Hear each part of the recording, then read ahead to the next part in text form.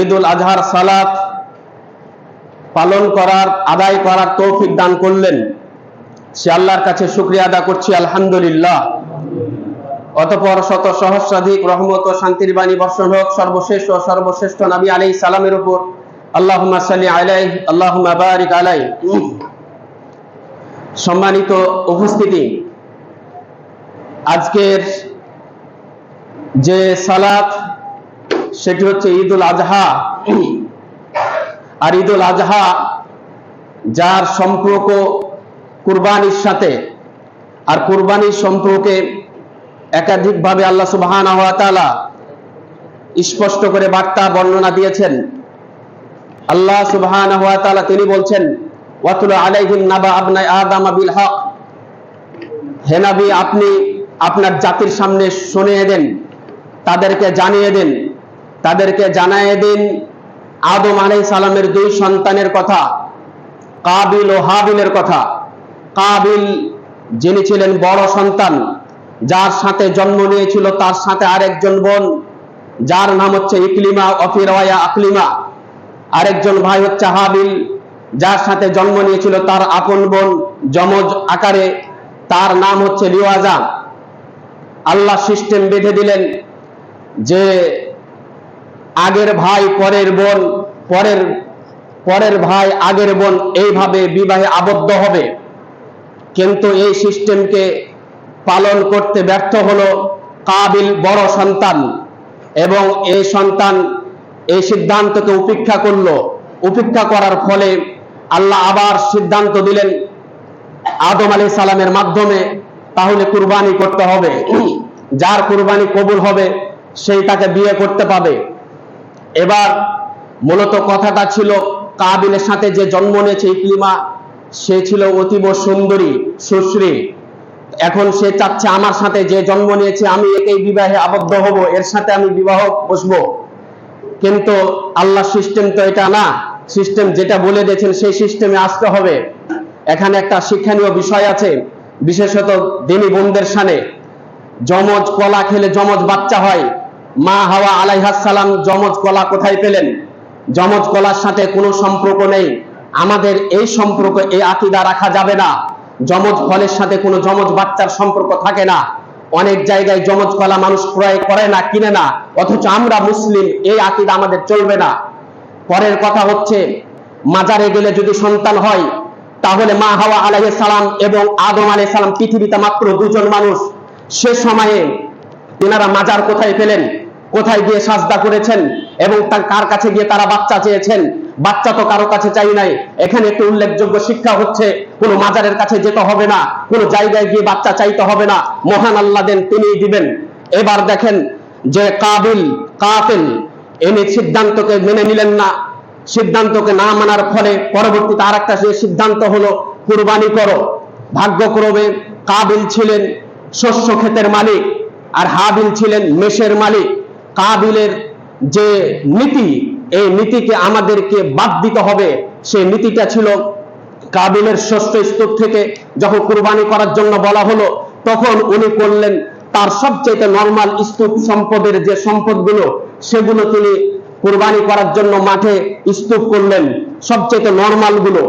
আর যে হাবিল সবচাইতে হৃষ্টপুষ্ট এবং সবচাইতে শক্তিশালী ভালো যে প্রাণীটা তার কাছে মনে হয়েছে, সেটাকে তিনি আল্লাহর রাহে ব্যয় করার জন্য তিনি কুরবানির জন্য প্রস্তুত করেছেন।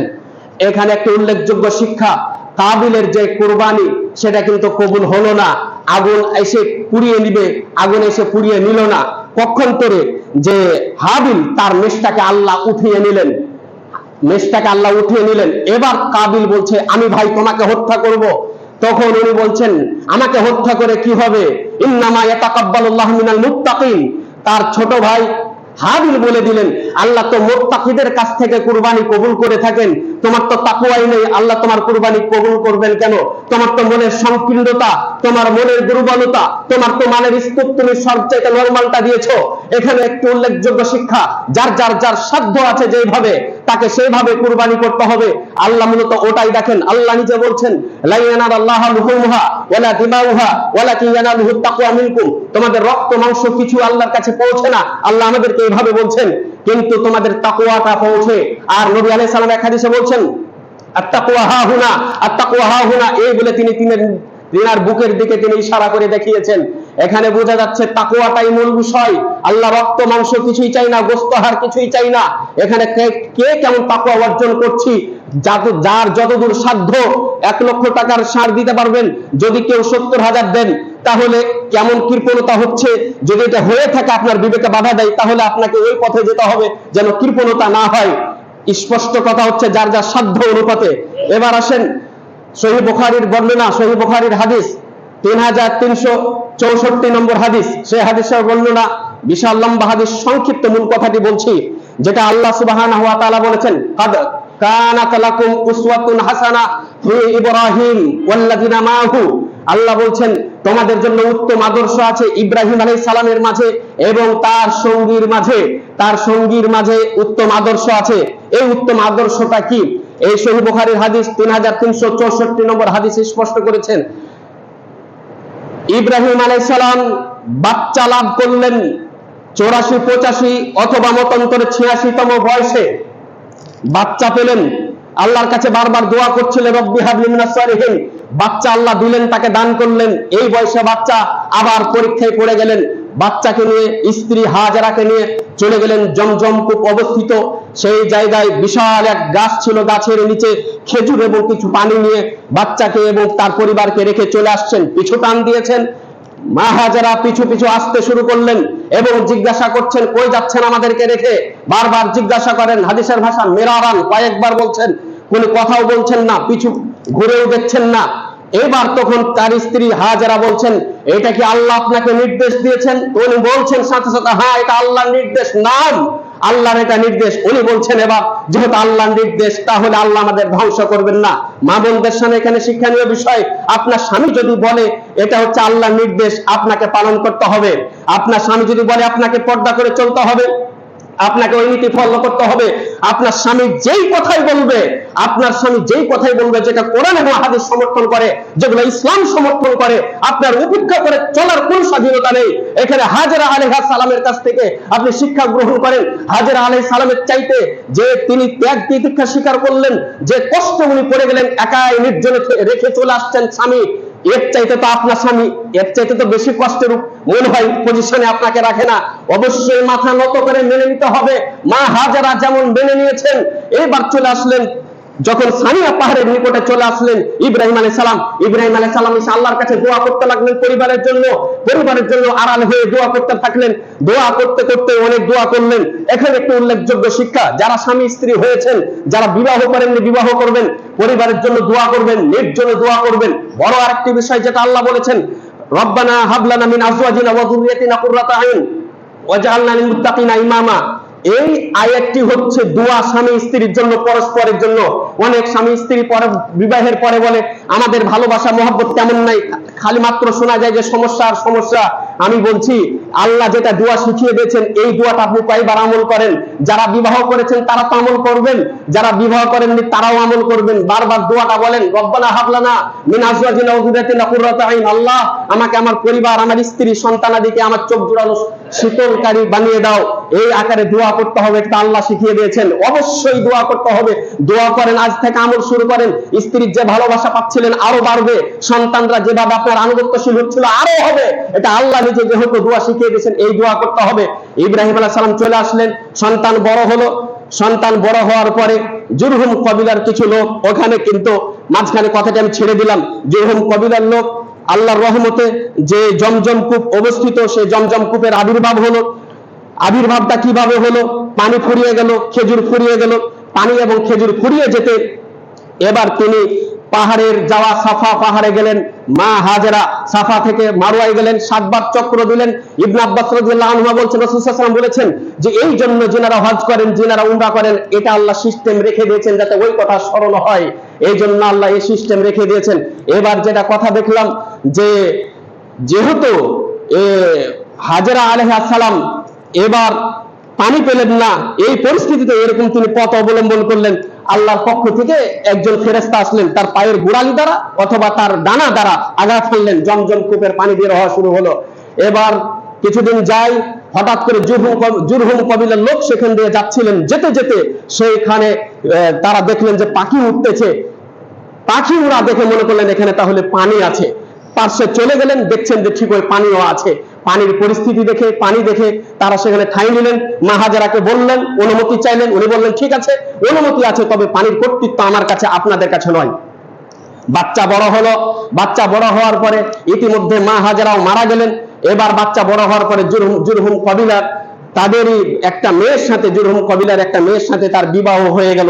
বাচ্চা যখন যুবকে পদার্পণ করলেন, এখানে একটি উল্লেখযোগ্য বিষয় যে বাচ্চা বড় হওয়ার পরে, সাথে সাথে যুবকে পদার্পণ হওয়ার পরে বাচ্চার বিবাহ হলো।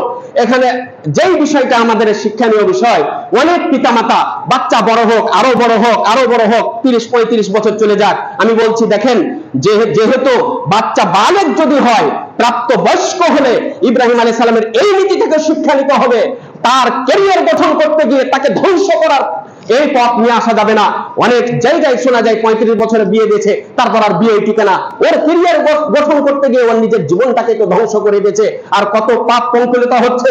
পিতামাতাকে অবশ্যই এই পথটা অবলম্বন করতে হবে, সচেতনতা অবলম্বন করতে হবে।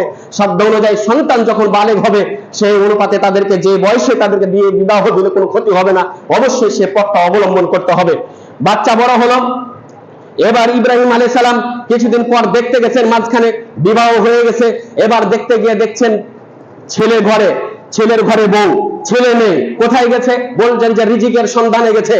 এবার দেখেন, মা হাজেরার যে সন্তান ইসমাইল আলাইহিস সালাম, তিনি গেছেন রিজিকের সন্ধানে, বৌমা আছেন ঘরে। মাত্র তো দুইজনই মানুষ, তারা তো সেখানে, সেই পরিবারে। এবার চাইলে তো বলতে পারতেন চলো যাই, তুমি আর আমি যেহেতু দুইজনই, আমরা যাই রিজিকের সন্ধানে, একসাথে যাই কাজ করি। এবার এই বিবেকটা কেন আসলো আপনার, যে আমার বৌমা নিতে হবে চাকরি করা? এই বিবেকটা কেন আসলো যে আমি যেমন ইনকাম করি তাকে ইনকামকারী হতে হবে? এই চিন্তাকে সরাতে হবে। দেখেন যেটা ইসমাইল আলাইহিস সালাম, তিনি তো পারতেন তার বউকে নিয়ে কাজ করতে যেতে, তিনি কাজ করেননি। অবশ্যই এই শিক্ষাটা গ্রহণ করতে হবে যে বৌমাকে চাকরি করা নিতে হবে। যদি চাকরি করা হয় তবে হোক, তবে যেন পর্দা পুশিদা সবকিছু নিয়মতান্ত্রিক ঠিক থাকে। তাই যে গার্মেন্টসে একসাথে চাকরি করবে, তাই যে দেখা যায় ব্যাংকে একসাথে চাকরি করবে, এই চাকরি, এই নীতি, এইখান থেকে শিক্ষা নিতে হবে। ওই নীতি পথ অবলম্বন করা যাবে না। এবার আসেন, কিছুদিন পর পরবর্তীতে আবার দেখতে গেলেন। তো দেখতে গিয়ে দেখছেন এই বউকে চেঞ্জ করতে বলেছিলেন, চেঞ্জ করা হয়েছে, যেহেতু আল্লাহ শুকরিয়া আদা করেনি। একজন ডাক্তার বলছেন যে একজন মানুষ যদি বেঁচে থাকে তাহলে পুরা 24 ঘন্টা বেঁচে থাকতে যে অক্সিজেনটা গ্রহণ করি আমরা, এই অক্সিজেনের দাম 18 লক্ষ টাকা। এই জন্য একটা কথা মাথায় রাখতে হবে, যে মানুষই যখন আমাদেরকে জিজ্ঞাসা করুক কেমন আছেন, যে পরিস্থিতিতে থাকি আমরা, আল্লাহ শুকরিয়া আদা করব, এই হচ্ছে নীতি। তারপরে পরিস্থিতি যা আপনি আলোচনা করতে পারেন, আপনি তার সাথে শেয়ার করতে পারেন, কোনো সমস্যা নেই। এবার দেখেন যে পরিস্থিতি দাঁড়ানো, কিছুদিন পর আবার দেখতে গেলেন, দেখছেন বৌমা আবার ঘরে আরেকজন, চোকাট পাল্টাতে বলেছিলেন, চোকাট চেঞ্জ করা হয়েছে, বৌমা চেঞ্জ করা হয়েছে। এবার আর একটা বউ ঘরে, আবারও দেখছেন কয়ে গেছে, বলছে রিজিকের সন্ধানে গেছে। একাই দেখছেন দ্বিতীয় বউ একাই ঘরে আছে। রাসূলুল্লাহ সাল্লাল্লাহু আলাইহি ওয়াসাল্লাম তো যে নীতিটা আমাদেরকে তুলে ধরলেন, আল্লাহ তো নিজে বলছেন ওয়াকারনা ফি বুয়ুতিকুন্না ওয়ালা তাবাররাজনা তাবাররুজাল জাহিলিয়াতিল উলা, যে হে নারীরা তোমরা তোমাদের ঘরে অবস্থান করো, জাহিলি যুগের মতো তোমরা বাইরে বের হও না। এটা তো আল্লাহর নির্দেশ। আল্লাহ নিজে বলছেন আর রিজালু কাওয়ামুনা আলা নিসা, পুরুষরা কর্তৃত্ব করবে তাদের নারীদের উপর, তাদের স্ত্রীদের উপর। আপনার কর্তৃত্ব থাকবে, আপনার স্ত্রী যদি একসাথে কাম করে, একসাথে চাকরি করে, তাহলে তো কর্তৃত্বটা ওভাবে আর থাকে না। এবার আসেন, যেই নীতি, যেই পথ অবলম্বন করেছেন সেই পথ অবলম্বন করতে হবে। এবার যখন আল্লাহ সুবহানাহু ওয়া তাআলা সূরা সাফফাতে বলেছেন একাধিকভাবে, 102 থেকে নিয়ে কয়েকটি আয়াত, 7 থেকে 8টি আয়াত পর্যন্ত আল্লাহ তাআলা বলেছেন, যে ঘটনাটা, কাহিনীটা তুলে ধরেছেন। ইব্রাহিম আলাইহিস সালাম বললেন ওই সন্তানকে বলেছেন, এই বয়সটাকে উল্লেখ করা হয় বেশিরভাগই 13 বছর বয়স। যখন ফালাম্মা বালাগা মা হুসায়া, যখন বাচ্চা চলাফেরার বয়সে উপনীত হলো, তো 13 বছর বয়স হোক অথবা কিছু আগ পিছু হোক, কিছুটা মতলক্য আছে, এই বয়সে উপনীত হতে সন্তানকে বলছেন, ইয়া বুনাইয়া ইন্নী আরা ফিল মানামি আন্নী আযবাহুক, হে সন্তান, আমি তোমাকে দেখছি যে আমি তোমাকে কুরবানি করছি, ফানজুর মাযা তারা, তোমার রায় কি, তোমার মতামত কি বলো। এবার উনি বলছেন ইয়া বাতিফাল মা তুমার সাতাজিদুন ইনশাআল্লাহ মিনাস সাবিরিন, আপনি করে ফেলুন, আপনি আল্লাহ নির্দেশ যা এসেছে আপনি আমাকে ধৈর্যশীলদের অন্তর্ভুক্ত পাবেন। গাছ যেমন ফল তেমন বাবাও ধৈর্যশীল, মাও ধৈর্যশীলা, দুইজনের যে পরিস্থিতি বাচ্চাও তো আসবে ওরকম স্বাভাবিক গতি, এটা বাচ্চা ওরকম হলো। এবার বাচ্চাকে কুরবানি করার জন্য পূর্ণ প্রস্তুত, বাবা সম্পূর্ণ ক্লিয়ার। ফালাম্মা তাল্লাহু লিল জাবিন, এবার যখন তাকে শোয়াইয়ে দিলেন, আল্লাহ ডাক দিচ্ছেন, আকাশ থেকে আল্লাহ ডাক দিচ্ছেন, ওয়ানাদাইনাহু ইয়া ইব্রাহিম কদ সাদ্দাকতা রুইয়া, আমি আল্লাহ ডাক দিলাম ইব্রাহিমকে, ইব্রাহিম আপনি আপনার স্বপ্নকে সত্য বাস্তবায়ন করেছেন। এই কথা বলে আল্লাহ তাআলা নিজেই কুরবানি, মহা এক কুরবানি আল্লাহ দিয়ে দিলেন। তাফসীরের স্পষ্ট ভাষায় স্পষ্ট করা হয়েছে, ওই যে হাবিলের কুরবানি যেটা আল্লাহ উঠিয়ে নিয়েছিলেন, যে পশু, যে মেষ, তাফসীর ইবনে কাসির স্পষ্ট করে দিয়েছে, ওই মেষটা আল্লাহ তাআলা আবার জান্নাত থেকে নামায়ে দিলেন। সুবহানাল্লাহি ওয়া বিহামদি। আমরা যে কথা, যে মূল শিক্ষা, সেই শিক্ষা হচ্ছে যে আমাদেরকে ইব্রাহিম আলাইহিস সালামের মতো তাকওয়া অর্জন করতে হবে। ইব্রাহিম আলাইহিস সালাম নিজের সন্তানকে জবাহ করার জন্য আমাদের সন্তানের উপর কত মায়া, কত দয়া, কত স্নেহ, কত আমাদের মমতা, কিন্তু ইব্রাহিম আলাইহিস সালামের একটা সন্তান, ওই মুহূর্তটাতে তারপর ইব্রাহিম আলাইহিস সালাম এইভাবে ফেলে আসলেন, আবার কুরবানি করার জন্য এইভাবে উনি প্রস্তুতি নিয়েছেন, এই সময়ে এইভাবে করলেন। আমাদের সন্তানের উপর এত মায়া, এত দয়া দেখার দরকার নেই। আমাদের মায়া এবং দয়ার সীমা সেই পর্যন্ত, যেই পর্যন্ত ইসলাম দিয়েছে সেই পর্যন্ত। সন্তান যদি নামাজ না পড়ে ওই সময় মায়া নাই, সন্তান যদি বেপথে চলে ওই সময় সন্তানের উপর মায়া নাই। মায়া থাকবে ইব্রাহিম আলাইহিস সালামের মতো মায়া থাকবে, দয়া থাকবে ইব্রাহিম আলাইহিস সালামের মতো দয়া থাকবে। আল্লাহর কাছে ফরিয়াদ করি, দোয়া করি, আল্লাহ তুমি আমাদেরকে সকলকে ইব্রাহিম আলাইহিস সালামের মতো তাকওয়া, তুমি আমাদেরকে হাবিলের মতো তাকওয়া তুমি আমাদেরকে দান করো, আল্লাহুম্মা আমিন। এবং আমাদের সেই মাফিক যেন আমরা কুরবানি আজকে করতে পারি, আল্লাহ তুমি কবুল করে নাও, আল্লাহুম্মা আমিন। আল্লাহ, আমরা যার যার অবস্থান থেকে সাধ্য অনুপাতে আমরা কুরবানি করব, পরস্পর আনন্দ উৎসব যেভাবে করার, আত্মীয় স্বজন, পাড়া প্রতিবেশী সবাই মিলে আমরা সেভাবে আনন্দ করব। আল্লাহ সুবহানাহু ওয়া তাআলা আমাদের সবাইকে আনন্দ উপভোগ করে আমাদের ঈদ উৎসবকে ভালোভাবে পালন করে আমাদের সামনের বছর, পুরাটা বছর যেন আল্লাহ তাআলা আমাদেরকে তার ইবাদতে, তার নীতিতে আমাদেরকে চলার তৌফিক দান করেন, আল্লাহুম্মা আমিন। একটা কথা বলে আমাদের কথা শেষ। আমি একটা কথা বলছি, প্রত্যেক দিন আস্তাগফিরুল্লাহ ওয়া আতুবু ইলাইহি অথবা কমপক্ষে আস্তাগফিরুল্লাহ 100 বার পড়বেন, আর শুকরিয়া বেশি বেশি করবেন। যে অবস্থায় আছেন তার চাইতে ইনশাআল্লাহ ভালো থাকবেন। এটা আমার বলার সময় নেই, আর বলারও এখন পজিশনও না, কিন্তু এই উসুলটা দিয়ে গেলাম। আস্তাগফিরুল্লাহ বেশি বেশি ইস্তিগফার নবী আলাইহিস সালাম প্রতিদিন করতেন 70 বারের ঊর্ধ্বে। যতদিন বেঁচে থাকবেন শোয়ার সময় মনে করবেন রাসূল সাল্লাল্লাহু আলাইহি ওয়াসাল্লাম 70 বারের ঊর্ধ্বে, ওফিরায় 100 বার তওবা করতেন। আজকে শোয়ার সময় খেয়াল করবেন, স্ত্রীকে বলবেন আস্তাগফিরুল্লাহ হয়েছে, হয়নি, ওই 2 মিনিট লাগবে, বলো বলো 2 মিনিট লাগবে, বাচ্চা বলো, বাবু বলো 2 মিনিট লাগবে, 1 মিনিট লাগবে, শেষ হয়ে যাবে, আস্তাগফিরুল্লাহ বলো। এইভাবে বলে চলবেন, যত কিছু ভালো নিয়ামত পাবেন আল্লাহ শুকরিয়া করবেন। আল্লাহর কাছে দোয়া করি, আল্লাহ তোমার নীতিতে আমাদেরকে চলার তৌফিক দান করো, আল্লাহুম্মা আমিন। আল্লাহর কাছে দোয়া করি, আমাদের মাঝে কেউ যদি অসুস্থ থেকে থাকেন আমাদের সবাইকে আল্লাহ মহান সুস্থতা দান করুন, আল্লাহুম্মা আমিন। আল্লাহর কাছে দোয়া করি, আমাদের যার যার প্রয়োজন আছে সেই প্রয়োজনগুলো আল্লাহ তাআলা, আমাদের কল্যাণময় প্রয়োজনগুলো সবার প্রয়োজনকে আল্লাহ যেন মিটিয়ে দেন, আল্লাহুম্মা আমিন। আল্লাহর কাছে দোয়া করি, আল্লাহ যতদূর আমরা ইবাদত করতে পারলাম এই 10 দিনে, আমাদের ইবাদতগুলো আমাদের জীবনের জন্য পাথেয় এবং কল্যাণের জন্য তুমি আল্লাহ কবুল করে নাও, আল্লাহুম্মা আমিন। আল্লাহ প্রতিটা বছরে, প্রতিটা মাসে, প্রতিটা সপ্তাহে এবং প্রতিটা দিনে, প্রতিটা ঘন্টায়, প্রতিটা মিনিটে, প্রতিটা সেকেন্ডে আল্লাহ চিরসত্যের মুখোমুখি হয়ে যাচ্ছি তোমার মৃত্যুর। তো আল্লাহ তোমার মৃত্যুর যেহেতু আমরা কাছাকাছি হয়ে যাচ্ছি, আমাদের জীবনের গত 1 বছর থেকে এই বছর পর্যন্ত জীবনের যার যত বয়স ছিল 1 বছর কমে গেল, প্রত্যেকে এইভাবে আমাদের বয়স কমে যাচ্ছে, আমরা চিরসত্যের মুখোমুখি হয়ে যাচ্ছি। আল্লাহ তোমার কাছে আমরা যাই, আমরা সামনে কুরবানি পর্যন্ত কয়েকজন বেঁচে থাকবো আমরা কেউ বলতে পারি না, তবে আল্লাহর কাছে, আল্লাহ তোমার কাছে দোয়া করছি তুমি আমাদেরকে তোমার পথে তুমি কবুল করে নাও, আল্লাহুম্মা আমিন। তুমি সন্তুষ্ট ছাড়া আমাদেরকে পৃথিবী থেকে উঠিয়ে নিও না, আল্লাহ তুমি খুশি হবা যেদিন, সেই দিন আমাদের খুশি হয়ে তুমি উঠাইয়ে নিও, আল্লাহুম্মা আমিন।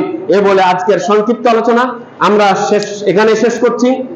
পরিশেষে গোলপুকুর পার ঈদগাহ কমিটির পক্ষ থেকে আপনাদের অভিনন্দন ও শুভেচ্ছা ও স্বাগতম, উষ্ণ অভিনন্দন ও শুভেচ্ছা স্বাগতম জানিয়ে আজকের আমরা আলোচনা